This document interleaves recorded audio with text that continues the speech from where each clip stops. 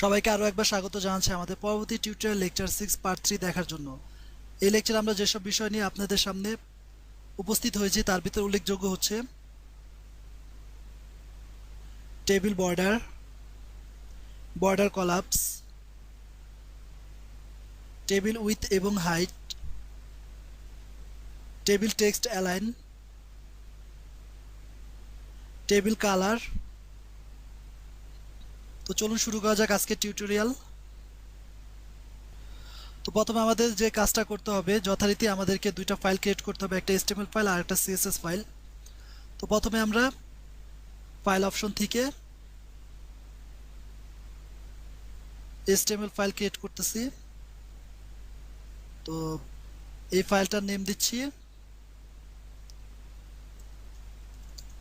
Table customise.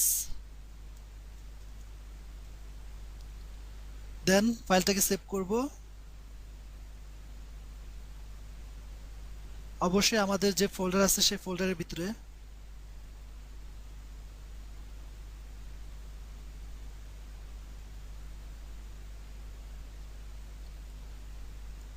এই ফাইলটার name দিচ্ছি table underscore style. এরপরে ফাইলটাকে সেভ করতেছি। দেন আমরা আরেকটা ফাইল ক্রিয়েট করব, সেই ফাইলটা অবশ্যই CSS ফরম্যাটে। তারপরে ক্রিয়েট বাটনে ক্লিক করুন। এরপর এগুলো আমাদের প্রয়োজন নাই, এগুলো আমরা উঠিয়ে দিচ্ছি। তারপর আবার এই ফাইলটাকে সেভ করব।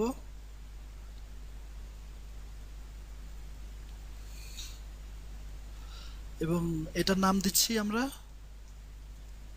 Table underscore style. তারপর ফাইলটাকে সেভ করলাম। তারপর আমরা যে কাজটা করব, আমরা লিংক তৈরি করব। জাস্ট রিলেশনটা আমরা বলে দিতে পারি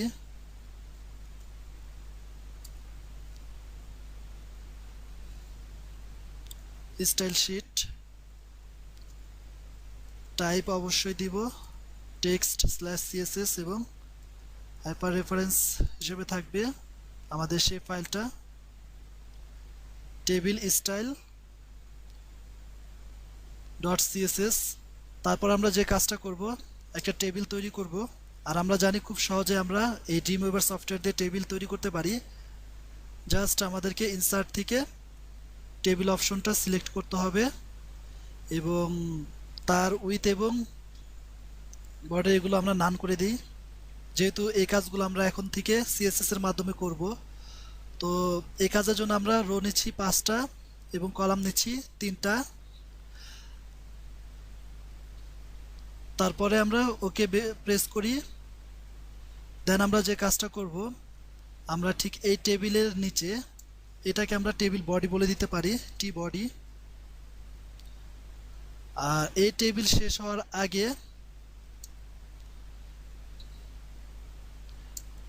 এই টেবিলটা শেষ হওয়ার আগে সেই টি বডিটা ক্লোজ করে দিচ্ছি এবং এই পুরোটাকে সিলেক্ট করে আমরা জাস্ট ট্যাপ প্রেস করলেই আমাদের দেখুন একটু দূরে সরে যাবে।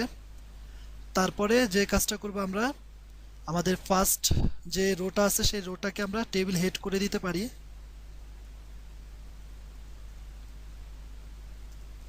Table head. সিমিলারলি এটার ক্লোজ করতেছি table head, table head, table head. তারপরে আমরা এখানে বলে দিতে পারি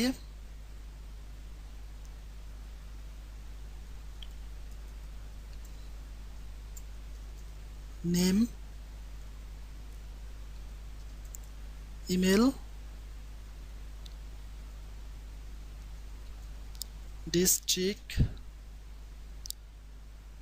তারপর আমরা এই যে পরবর্তী যে টেবিল রোগুলো আছে সেই রোগুলোতে কিছু ডাটা দিয়ে দিতে পারি। সাপোজ আমরা দিচ্ছি এমডি ওয়ালিফ হোসাইন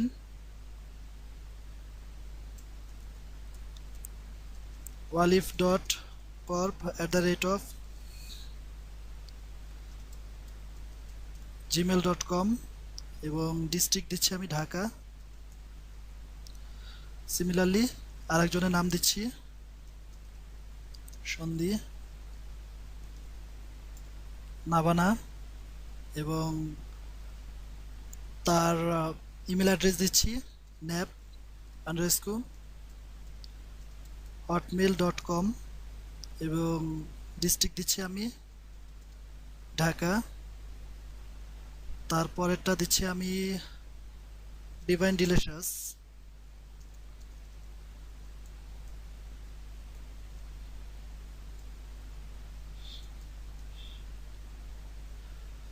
তারপরে আমি দিচ্ছি ইমেল অ্যাড্রেস dd@yahoo.com।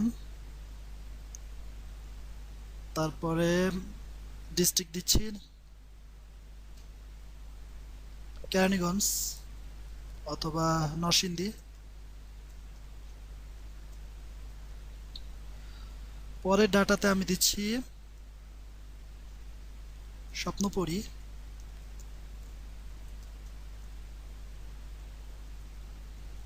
এবং sp@gmail.com। তার ডিস্ট্রিক্ট দিচ্ছি আমি কেরানীগঞ্জ।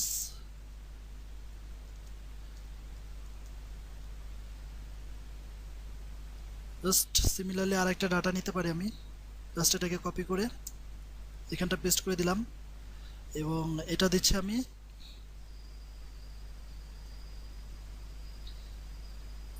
মাহমুদা সুলতানা প্রিয়াঙ্কা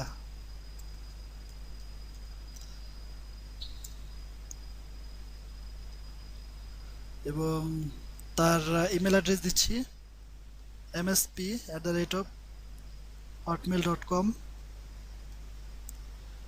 এবং তার ডিস্ট্রিক্ট দিচ্ছি নারায়ণগঞ্জ। জাস্ট এই পর্যন্ত করে আমরা যদি এই ফাইলটাকে সেভ করি এবং আমাদের যদি ডিজাইন ভিউতে যেয়ে দেখি তাহলে দেখতে পাবো মোটামুটি এরকম হবে ডিজাইনটা। এছাড়া আমরা যদি আমাদের ব্রাউজারে যাই তো ব্রাউজারেও এটা দেখতে পাবো। তার আগে একটা কাজ করি, আমরা আমাদের এই ফাইলটাকে একটু দেখুন, মিস্টেক হয়ে গেছে আমাদের এখানটায় একটা স্ল্যাশ এবং গ্রেটার দেন সাইন দিতে হবে। তারপরে এটাকে আমি যদি রিফ্রেশ করি তাহলে আমাদের যে সিএসএস ফাইলটা আছে সেই ফাইলটা আমাদের এই সোর্স কোডের সাথে অ্যাড হয়ে যাবে। তো তারপর এটাকে আমরা ক্লোজ করে দিচ্ছি এবং এখানটায় আমরা বডি দিতে পারি। সাপোজ বডির যে কোনো একটা কালার দিয়ে দিই আমি,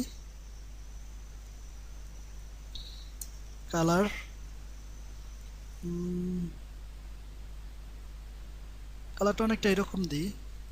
দেন আমরা যে কাজটা করব, আমরা অবশ্যই টেবিল নিব, যেহেতু আমাদেরকে ফার্স্টে যে কাজটা করতে হবে আমাদের টেবিল কাস্টমাইজ করার জন্য আমাদের যে ট্যাগটা আছে টেবিল, এই টেবিল ট্যাগটাকে আমরা সিলেকশন করব সাপোজ টেবিল দিয়ে এবং তার জন্য সিএসএস করার জন্য আমি জাস্ট এভাবে রেখে দেই, বাকিটা ব্রাউজারে করব। তারপর আমাদের টেবিল হেড এবং টেবিল ডাটার জন্য কাজ করব, সুতরাং টেবিল হেড টিএইচ, তারপরে টেবিল ডাটা টিডি, টেবিল ডাটা। তো এই পর্যন্ত রেখে আমরা জাস্ট আমাদের এই ফাইলটাকে আমরা ব্রাউজারে ডিসপ্লে করার জন্য আমরা ওপেন উইথ ব্রাউজার দিচ্ছি, প্রিভিউ ইন ফায়ারফক্স। তো দেখুন আমাদের মোটামুটি এরকম কালার হবে, ব্যাকগ্রাউন্ডটা আসে নাই। তো ব্যাকগ্রাউন্ডের জন্য যে কাজটা করব আমাদের এখানটায় আসলে ব্যাকগ্রাউন্ড কথাটা বলে দিতে হবে। তারপরে আবার ফাইলটাকে যদি রিফ্রেশ করি তো দেখুন আমাদের ব্যাকগ্রাউন্ড কালারটা চেঞ্জ হয়ে গিয়েছে। এখন যে কাজটা করব আমরা জাস্ট আমরা এই মাউসের রাইট মাউস ক্লিক করলে আমরা আমাদের যে অ্যাডভান্স আছে মোজিলা ফায়ারফক্স ফায়ারবাগ, তো সেই ফায়ারবাগটা ওপেন করব। তো ওপেন করার পরে তো আমরা ফার্স্টে যে কাজটা করব এই ইন্সপেকশন নামে যে আইকনটা আছে সেটা দিয়ে পুরো টেবিলটাকে ফার্স্টে কাজ করে নিব। তো তো ধরুন, ধরলে দেখবেন পুরো টেবিলটা চলে আসছে। তো ফার্স্টে টেবিলের উইথ এবং হাইটটা বলে দিই। সাপোজ আমি উইথ দিচ্ছি 80 পিক্সেল এবং তার বর্ডারটাও বলে দিতে পারি। বর্ডারটা বলে দিচ্ছি আমি 1 পিক্সেল সলিড, যে কোনো একটা কালার দিয়ে দিতে পারি, অথবা আরেকটু বোঝার জন্য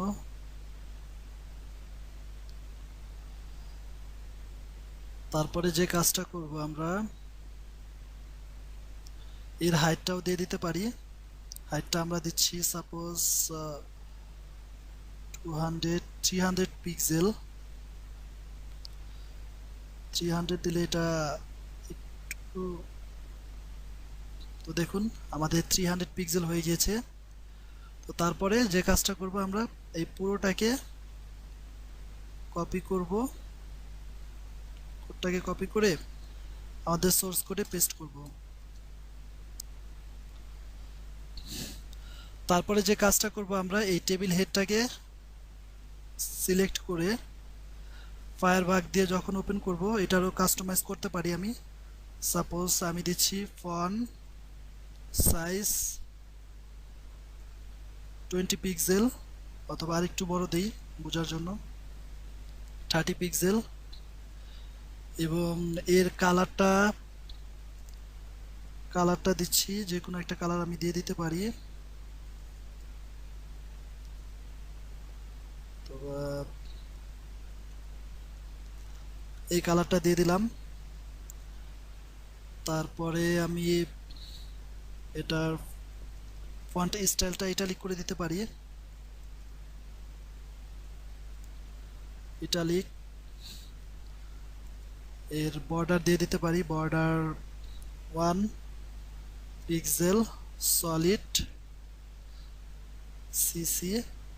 তো দেখুন আমাদের মোটামুটি এরকম হবে। তারপর একটা কাজ করি, এখন আমরা আমাদের এই টেবিলে বর্ডারটা তুলে দিই। এই পুরোটাকে টেবিলের বর্ডারটা তুলে দেওয়ার জন্য জাস্ট এই পুরোটাকে সিলেক্ট করে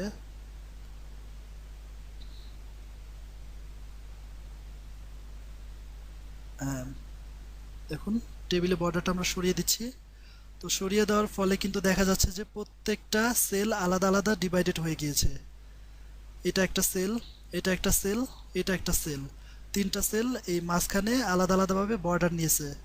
তো এখন আমরা একটা কাজ করতে পারি, এই প্রত্যেকটাকে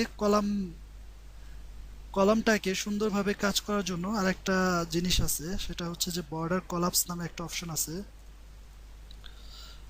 আমরা কলাপস করে দিতে পারি। দেখুন এখন আর কিন্তু তাদের ভিতরে মানে প্রত্যেকটা সেল আলাদা আলাদা ডিভাইডেড হয়ে যায় নাই, এবং একটা টেবিলের ভিতরে আমাদের নির্দিষ্ট যে বর্ডার আছে সেই বর্ডার দিয়ে সুন্দরভাবে আমরা আমাদের এই টেবিলটাকে প্রেজেন্ট করতে পারতেছি। দ্যাট মিন্স আমাদের যে সেলগুলো আছে সেই সেলগুলো একটা থেকে আর একটা দূরে সরে যায় নাই। তো তারপরে যে কাজটা করব আমরা টেবিলে বর্ডার কলাপসটা ইউজ করব, এবং যে হেডটা আছে সেই টেবিল হেডটাকে পুরোটাকে কপি করে আমাদের সোর্স কোডে পেস্ট করে দিব।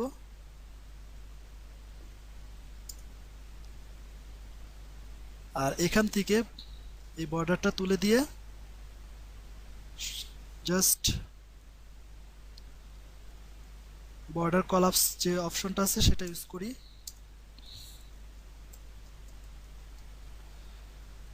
Border COLLAPSE collapse.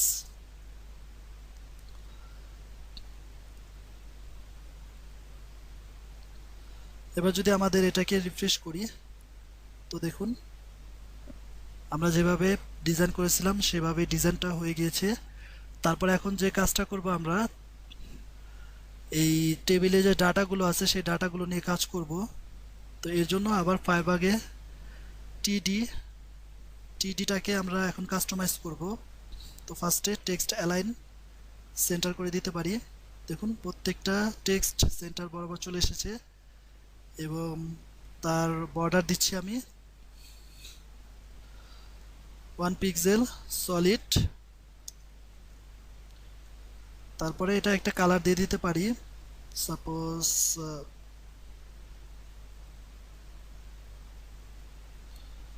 এই কালারটা দিয়ে দিলাম।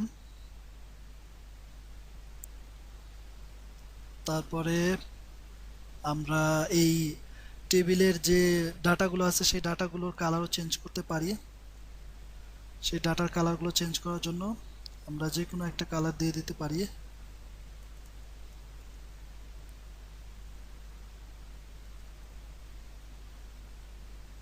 দেখুন সাদা হয়ে গিয়েছে। তারপরে যে কাজটা করব, আমরা এই পুরোটাকে কপি করব এবং আমাদের সোর্স করে এই টিডিতে পেস্ট করে দিব।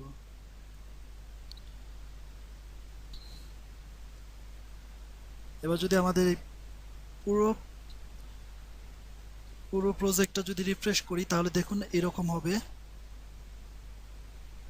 সবাইকে ধন্যবাদ জানিয়ে শেষ করছি আজকে টিউটোরিয়াল। আশা করব সবাই এই টিউটোরিয়াল দেখে কিছুটা হলেও এন্টারটেইনমেন্ট প্লাস আমাদের যে টেবিলগুলো আছে সেই টেবিলগুলো নিয়ে কাজ করার জন্য ইন্সপায়ার ফিল করবেন। তো আর বেশি বেশি করে প্রজেক্টগুলো প্র্যাকটিস করবেন এবং সেই সাথে আমাকে চাইলে মেল করতে পারেন। আর মেল অ্যাড্রেস এখানে দেওয়া আছে olive.corp@gmail.com। আর যদি কেউ কোনো প্রবলেম ফেস করেন তাহলে অবশ্যই আমাকে বলবেন, তো চেষ্টা করবো আপনাদের প্রবলেমের সলিউশন দেওয়ার জন্য। আর সবাই ভালো থাকবেন। আর আপনাদের যে সোশ্যাল ওয়েবসাইটগুলো আছে সেই সোশ্যাল ওয়েবসাইটগুলোতে আমার এই ভিডিও টিউটোরিয়ালগুলো বেশি বেশি শেয়ার করবেন। তো আজকে এই পর্যন্তই। সবাই সুস্থ থাকুন, ভালো থাকুন, আল্লাহ হাফেজ।